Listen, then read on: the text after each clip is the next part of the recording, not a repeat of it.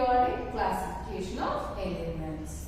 So when we look around us, we know that we see several matters, different kinds of matter. So I don't have to define what is matter. You know what is matter? Matter is anything that occupies space and has mass. Anything that occupies space and has mass, we call it matter. And matter, you know very well, it is classified. Matter is classified into what? It is classified into elements, compounds, and mixtures, isn't it? So whatever matter we see, they are either they come under element or they are compound or mixture. Now, when we look at compounds and mixture again, compounds are also made up of what? They are also made up of elements, right? And mixture also made up of elements. So if I tell all the matter, you take any matter, irrespective of whether it is element, compound or mixture, they are all made up of what? Elements, right? Whether it's compound or a mixture. See, let us take one example for compound, because we are not supposed to live like that itself. So let us take compound. So which compound it is easy for you to understand? Water is a compound, right? And sodium chloride is a compound, right? Calcium chloride is a compound, right? Potassium permanganate is a compound. Now, when you observe closely, when you just look at this compound closely, we notice that they are made up of elements. Not one element, it is made up of 2 or more than 2, right? 2 or 3 elements. See, for example, in case of water, how many elements are there? There are 2 elements, which are those hydrogen and oxygen. When you talk about sodium chloride is made up of what? Sodium and chlorine. Both are elements, we know very well, right? And calcium chloride, 2 elements. Let us talk about potassium permanganate. How many elements are there? Potassium, manganese and oxygen. Let us take sulfuric acid. How many elements are there? 3. Hydrogen, sulfur and oxygen. So, now we know that compounds are also made up of elements. Now, let us take mixtures. Let us take mixture, which is a fine example for mixture. Mixture, very fine example is air, right? Air is made up of what? We know very well it's made up of carbon dioxide. It has oxygen, it has nitrogen, right? Okay, and some amount of water vapor is also present. Now we can tell, you take any substance, any matter, whether it is compound or mixture, basically it is made up of elements. So now I hope that is clear. Now we know that there are so many elements are there, right? Around 118 elements are there. At present, there are around 118 elements are there. And we know that elements are classified or identified into metals and non-metals. That also we know. Elements are made up of metals and metals. They can be identified as metals and non-metals, right? There are so many elements are there at present. 118 elements are there. Why I am saying at present? Because still they are discovering new elements. The discovery of new elements is not yet over. So the scientists are working and new elements are they are discovering. So there are so many elements are there. So it becomes very difficult for us to study about each and every element. Imagine all the elements, like whatever the elements are there, based on their similar character, similar properties, we put it in one group. Okay? If we classify them under one group, don't you think it will be easy for us to study about them? Yes, right? Now, like when I say metals, right? So we know we have made a broad classification. That is metals and non-metals. Now we know metals means what are the characters? What are the characters of metals? They are good conductor of heat and they are hard and they are malleable, they are ductile. See, all this property we can say immediately. But within the metals, each metal will show different property. So taking or observing or identifying the similar characteristic and we put them into one particular group, don't you think it will be much easier for us? Say for example, we have learned, I used the term halogens, right? In carbon compound we learned about halogens, right? So what are these halogens? Halogens are elements which will form salt.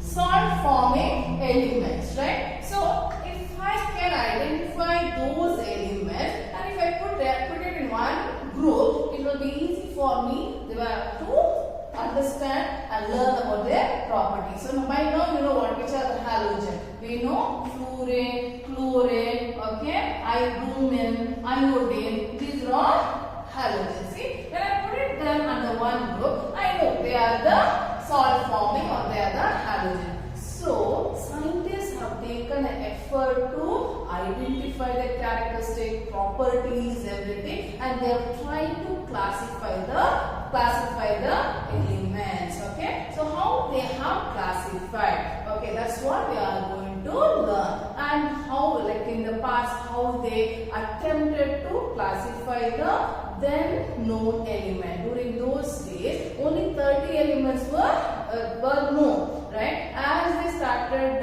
finding new elements, discovering new elements, so that's how we know by now around 118 elements are there. There only that time only 30 elements were discovered, and they tried their own method to group them, study about them. So let us see who were the scientists, who were those physicists who tried to classify these elements, because classification is very important, right? See, when you go to a medical store, you want to get some medicine, you show the prescription.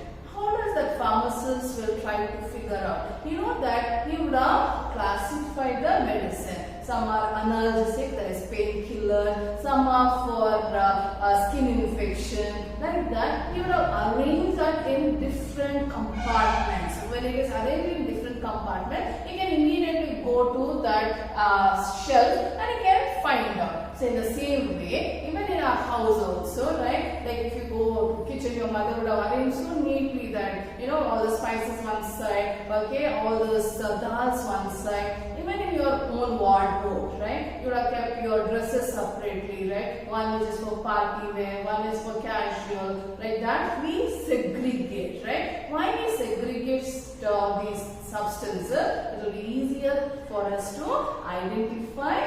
Okay, so same thing is done here in case of grouping the elements. So based on their characteristics, they have grouped. So let us see the earlier attempts which were made to classify the elements. Okay, so let us begin with law of triads. As I was telling, let us see the first or the earlier attempts which were made to classify these elements. Okay, so when we talk about the earlier attempts, we'll be learning about the law of triads and law of octaves, even Mendeleev's periodic table. So let us begin with the first one, that is law of triads. Law of triads were proposed by a German chemist in the year 1870. In the year 1870, a German chemist by name Johann Dauvergne. Johann Dauvergne, he tried to classify the elements, okay, based on he had taken the elements which had similar characteristics. That is, he had taken the elements with similar properties, both physical properties as well as chemical properties, and he arranged in a group of 3. He arranged those elements in a group, only 3 elements were there. That was called triads. Okay. Say for example, there are 3 elements are there. Okay, 3 elements are there, and these 3 elements are they are showing similar properties. Okay, similar physical and chemical properties. Say these 3. So he put those 3 elements in a group of 3. This group of 3 elements are called triads. Okay, and law is called law of triads or Dobemer's triads. So how did he do? Whatever the elements he knew them. Okay, so he studied about them and he picked the elements based on whether these elements show similar physical or chemical properties, and he identified them and grouped them in what? In group of 3 called triads. Say for example, how he put them based on what?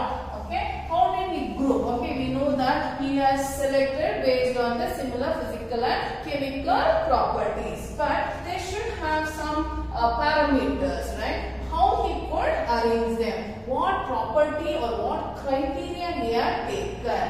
He had taken based on the property, that is atomic mass.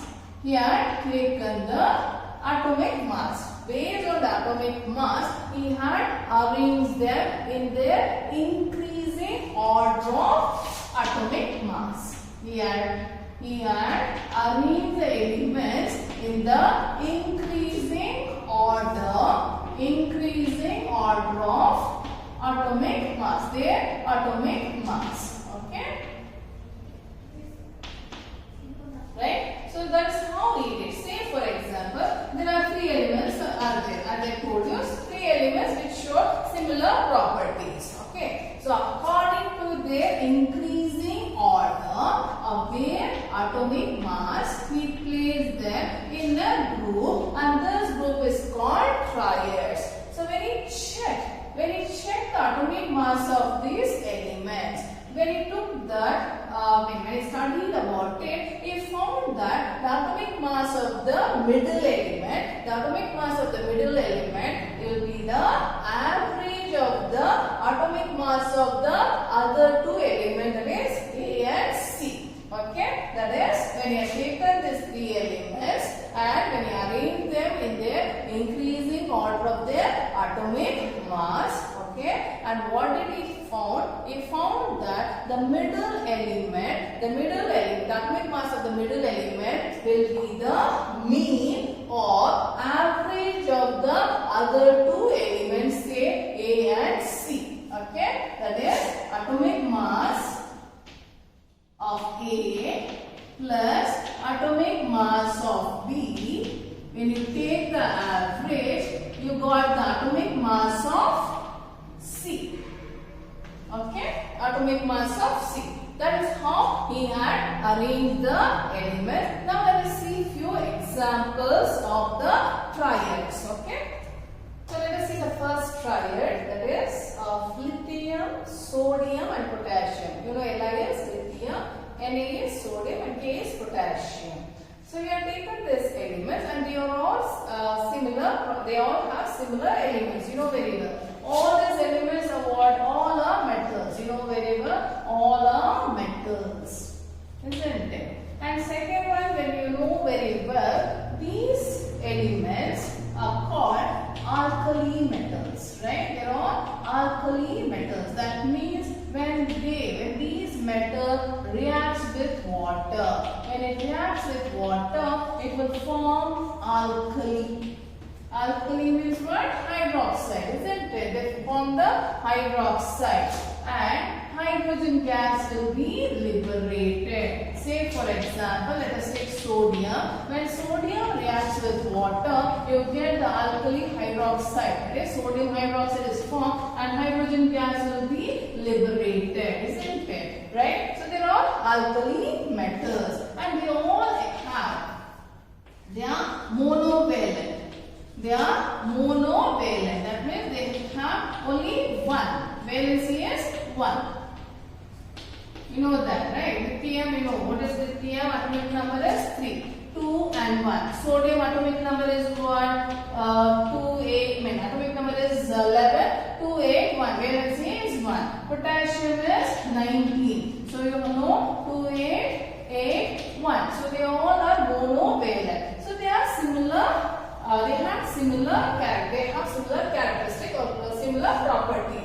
So he arranged them in the increasing order. You can see the increasing order of the atomic mass. Lithium is 6.9 and sodium is 23 and potassium is 39. Atomic mass. Okay, right? You know what is atomic mass? Atomic mass is nothing but the number of protons plus number of neutron. Proton and neutron gives us atomic mass. You know that, isn't it? Okay. So when we arrange the elements in their increasing order of their atomic mass, okay, the atomic mass of the middle element will be average of the atomic masses of the other two elements. So let us check that, right?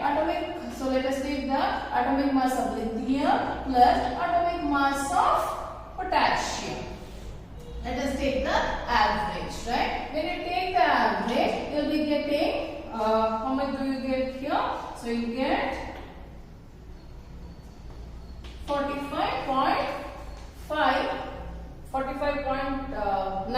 okay, 45.9 you get. So when we divide, we will get around 22.9. Okay, you get 22.9, which is almost the same, that is atomic mass of the sodium, which is 23. That's what law of triad, that's what we say is that when we arrange the elements in their increasing order of the atomic mass, and when we take the average, the atomic mass of the middle element will be almost the average of the atomic masses of the other two elements. So let us take one more example, or one more triad which he had given. Okay. So let us take the triads of calcium, strontium and barium. Okay. So these are the elements. And it has been arranged in their increasing order of their atomic mass. Calcium is 40.1, strontium is 87.6, barium is 137.3. They are all similar. They all show similar property because all are metals and their valency is 2, and they impart characteristics color to the flame. Like when you take them in a spatula and try to burn, right? They will give a characteristic color. Okay, the color of that particular element. Like when each will have their own color, unique color. Okay, now let us find out. So what did he say? When we arrange the atomic elements in their increasing order, right? And when we take their mean or average, right? The atomic mass of the middle element will be almost same as the mean or the average taken. Okay. So this is the atomic mass of calcium and this is the atomic mass of barium. Okay. And when we take the average, you got 88.7, which is the atomic mass of strontium, right? The average or the mean which is taken will be almost same to the atomic mass of the element which is present in the middle. Okay. So let us take one more example for it. Okay.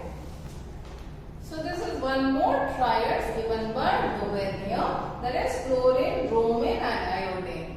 And you know very well they are all non-metals, right? They are all non-metals. They are diatomic gases, right? So you know they are diatomic, that is they form the molecule Cl2, Br2 and iodine, right? I is iodine. And they react with water to form acid, that is halogen acids are formed. And the valency is 1. All the valency is 1. Then they are highly reactive. So they are taken a similar property. The elements which have similar properties. And he has arranged them in the increasing order of their atomic mass. That chlorine is 35.5, bromine is 79.9 and iodine is 126.9.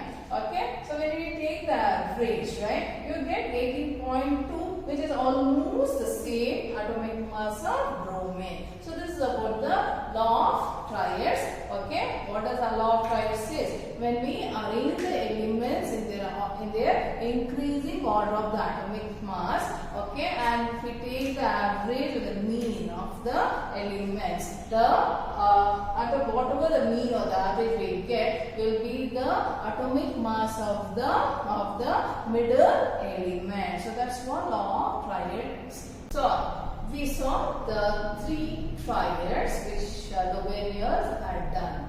Actually, Duvernay's law of triads was not successful because it could identify only 3 triads from the elements known at that time. They were around 26 to 36 elements were known then, and it could only make 3 triads. Okay, that is why this system of classification into triads was not found useful. So this is the limitation of Dubernier's triad. He could identify only 3 triads from the elements known at that time, because of which this Dubernier's triad was not successful. So what does Dubernier's triad says? Okay, a law of triad says when the three elements of triad were written in the increasing order of their atomic mass, the atomic mass of the middle element was roughly the average of the atomic masses of the other 2 elements. So this is about the law of triads. I hope you have understood this. Next let us see the law of octaves.